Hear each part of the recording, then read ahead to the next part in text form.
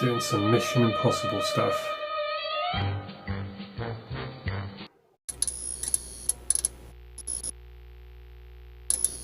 Hello and welcome back to my channel. So today what I'm going to do is, you can see these really useful storage boxes here, and I call it my tower. And if you can see from the names on the front, you can probably guess, or from the thumbnail, what I'm going to do. So this is going to be my LP tower. The reason why I'm doing this is I've got 5 Lasiodora Parahybana, the salmon pink bird eaters, and I did have an adult female and an adult male ages ago that got moved on, and they get to an impressive size, and I think she was like something like this. She was massive, and what put me off then was literally if you pair them they can have absolutely thousands of babies. But once I do the room tour, you'll see what I'm doing in here, and I've got a list up there on my world map of all the ones that I have bred, so I'll show you that at a later date. So I do want to tick that off the list as well, but once they get past a certain size they grow really quickly. So I think all the ones I've got 5 to rehouse in here, 3 smaller ones about this big, no bigger than that, but that'll be plenty of room in here. But they're coming from the tinier boxes of these. So from these, look, you can probably see it moving around in there. There's 3. They can stay in there for another molt, but I find they slow down then. So if you give them more room, they eat more and they leave their molts alone, because I want to be able to sex them to find out what I've got. So I've got 3 from that one moving in, and then I've got 2 from here.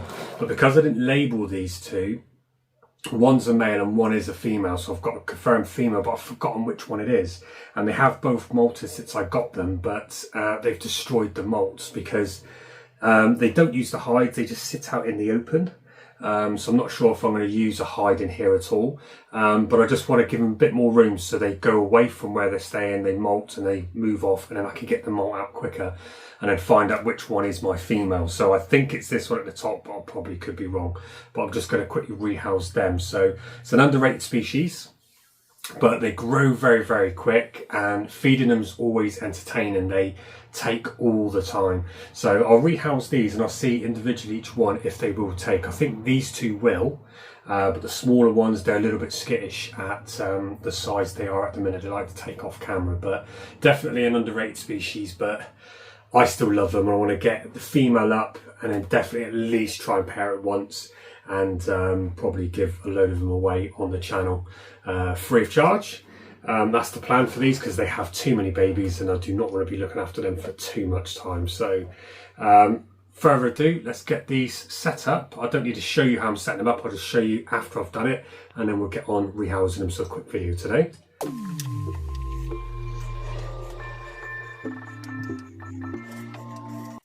And these would be ideal little grow on boxes, so they don't need tons and tons of substrate at the minute, because they when they're smaller they can burrow down and move it around, but that'll be fine. It's moist, nice and cool, and they literally just traverse the substrate all day. They just go back and forward until they get bigger. Then they'll use a hide and go in it and then come out, because I've put a hide in both of these and they're both out and they've destroyed and blocked up the hides. So in my experience they don't use it. Look, and these ones are all out. I've given them all hides and they don't use it, so I'm just going to decorate that nice and flat. Just a bit of leaf litter.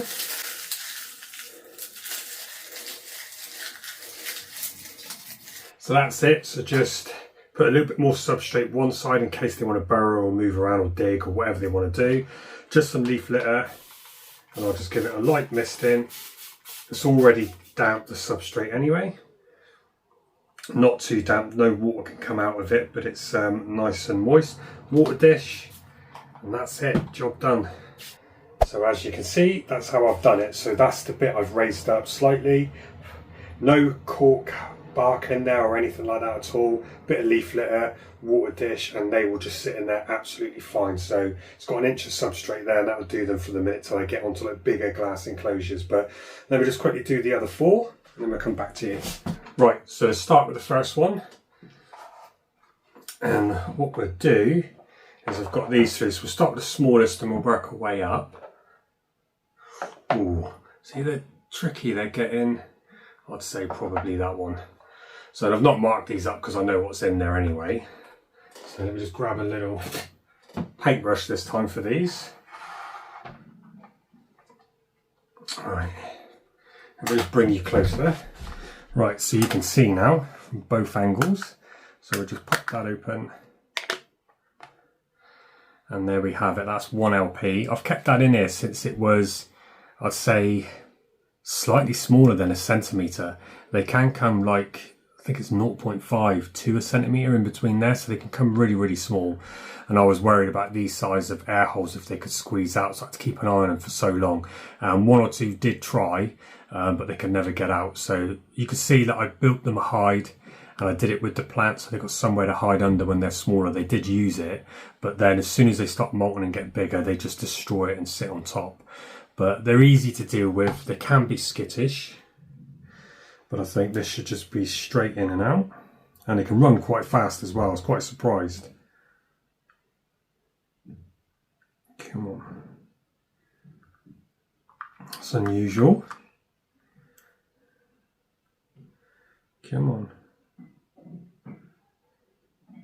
A little bit of resistance. There we go. There you go. And that's it. And I'm intrigued to see what they do. They've got the space. It can tunnel in if it needs to in this side, and it can create itself a den, and it's got plenty of room. And yeah, this is a big space for it, but if it molts again, it's going to go from that size. Ooh, stay there. It's going to go from, come on, there we go. It's going to go from that size to another half size bigger. They just start getting bigger very, very quickly. So that's the first one done. Number 2. You can see I've set them up exactly the same.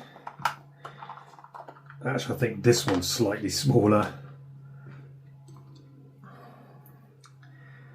I think one of them's quite bold. I can't remember which one it is. This one's very fat, so I'm not feeding this one again. And I can almost tell what sex these are going to be just from looking at these. But I'm not going to jinx it and say it on camera. It doesn't want to leave its home, look. Come on. Oh. Very reluctant to leave. What are you doing? Come on.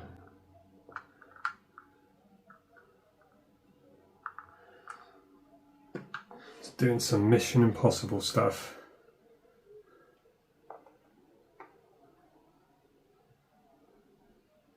There we go. Down you go. Once you get a few, you can sort of see which ones are males and females. So this one, I think, is a female. So there you go, I've jinxed it on camera. The previous one was a male, because that one's grown way too quick. But this one I think is a female. I know I've got a confirmed female in one of the larger ones. She's about 4, 5, maybe 6 times bigger than this. So I'll show you that in a second. Let me just do the last small one. So there we go, you can see the difference in those two. So there's plenty of room for her. There we go. I think this one's skittish as well. And these are not all from the same sack. So let's see if I can just get this one to go out. There we go, that one wasn't fussed. Oh, there we go, you've got your leg caught. They're very easy to deal with. I've had, like I say, my big female Birdeater I had before, she could have been quite bitey at times. But these, they are feisty, excuse my dirty hands. Skittish, sorry, but they can develop that way when they get older, just more food hungry, so any movement they'll attack it. Once they realise it's not food, they'll sort of calm down. But that's a massive area, and I've only given a shallow water dish. I did give them a tiny ink pot in the other one, and they never really went there, but I just want to give them one for a minute. If they start putting the substrate in it, I'll leave that there and I won't put another one in or fill it up. I'll just make sure the substrate is moist and holds enough humidity for them. But I did say I was going to try and feed them, but I'm not going to feed these 3 because they've all got massive abdomens, so I think they're all due a molt. I'll feed the next bigger 2 if they'll take, but there we go. So that's another one I think is a female. So let's go on to the bigger 2. And these ones can be a bit more skittish. This is the one I think is a male, but I could be wrong because they both look similar.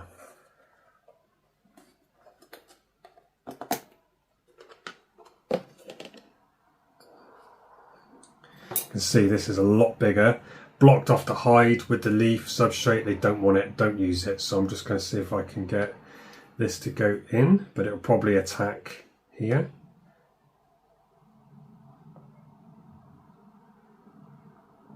And it's been good. As soon as I get the next molt, then I will mark them up, but one of these is a female. Just remove that web. There we go. I'm hoping that one's actually the female, but let's see if she'll take.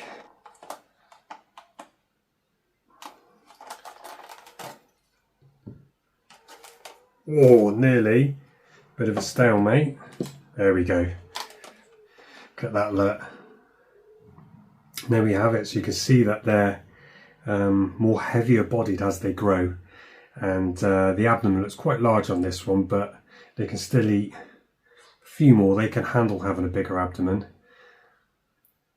But you can see the salmon coloration. But they can be quite placid. Some people do handle these as well. I don't handle any of mine unless they run on me by mistake. But I knew this one would feed. And I think this one will not do anything to the enclosure and just sit out there and just use that space. So that's why I've put them in these, because they don't need the height. I find in the black brass tubs they walk up and then they go across the lid and they hang upside down, so I don't want them with the height, so that's why I've put them in these. So she can use that and she can dig down in there. She needs to feel safer, but no, I think that would be brilliant. I'm not sure how big she actually is. Right, so off a rough estimate, about 9 centimetres, maybe going on to 10. So that's a good size. So I'm going to let that one feed. And let's try the last one. So either this one's a female or the one I'm going to show you is a female. I got them confused. I'm not too sure, but I should be able to tell easily now off the next molt. Right, and this one is super, super skitty.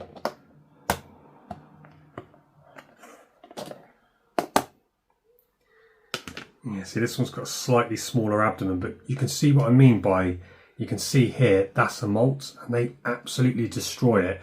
As soon as they molt it out, I give them some time to turn over, and then when they turn over, they normally stand on the molt and stay there for an hour to a couple of hours, so I don't want to disturb them then, I'll wait for them to move away. But that's when they go to that molt and remove the moisture from it. This one I leave a water dish in, the other one buries it up. I did have a water dish in there, but they destroy the molt, so I can't sex it, so I might try on that one, but I think I can. So let's see if I can just get this one in.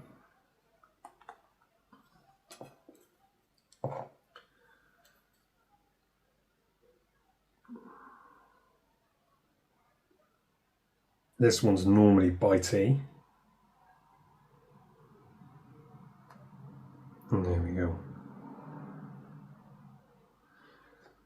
I'm going to see if I can feed this one. Let's see.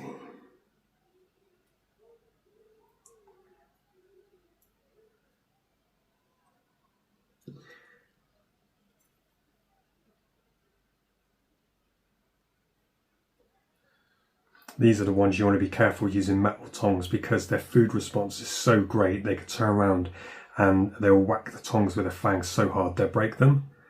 So this is where I use like a straw or a light stick. In this case, the paintbrush, but I don't use it for every spider. This one normally takes.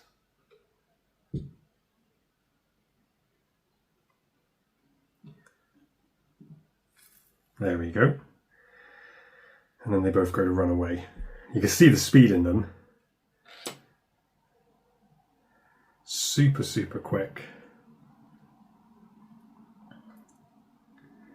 There we go, the face of the LP.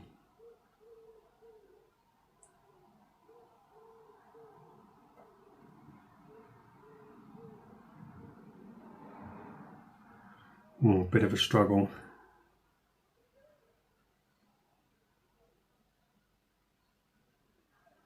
Look at the hairs.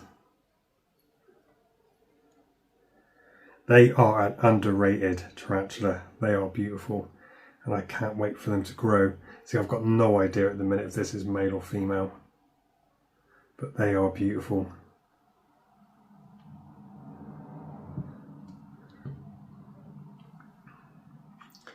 Just pop this one on, watch the legs again. There we go. So I'll try and sex that one to see if that is what I think it is. And there we have it. So the two larger ones, one's a male, one's a definite female, because they were confirmed, but I've got it mixed up without labelling. But there you go. So they don't need a lot of height. They'll be absolutely fine in that. And I think they look really good, and they're stackable. And they've both taken. These two, I'll leave these for a week or so to see if they're going to molt, because I find that if you use them in a smaller enclosure, once they get to a certain size, then they just seem to stay there, and it seems to take them longer to get out of the molt. So I give them more room, they take more food, and they then seem to molt a bit more quicker, so they like the space. So they're absolutely brilliant. So an underrated tarantula, the Lasiodora Parahybana. Hope you enjoyed that. I know it's not a video that probably gets a lot of hits with everybody looking for the Lasiodora Parahybana, but it's an underrated spider, and everybody probably wants to go and get one where it's already this size. But if you can do it from a tiny little sling when they come about this big and you grow them through, I get more joy out of that as well, and I get more personal attachment. So that's the enclosures they're staying for a while. A few more molts for these bigger ones, and then they'll go off into maybe a glass enclosure or something else, or a bigger plastic spherical one. But yeah, hope you enjoyed that. Thank you very much, and I'll see you in the next one.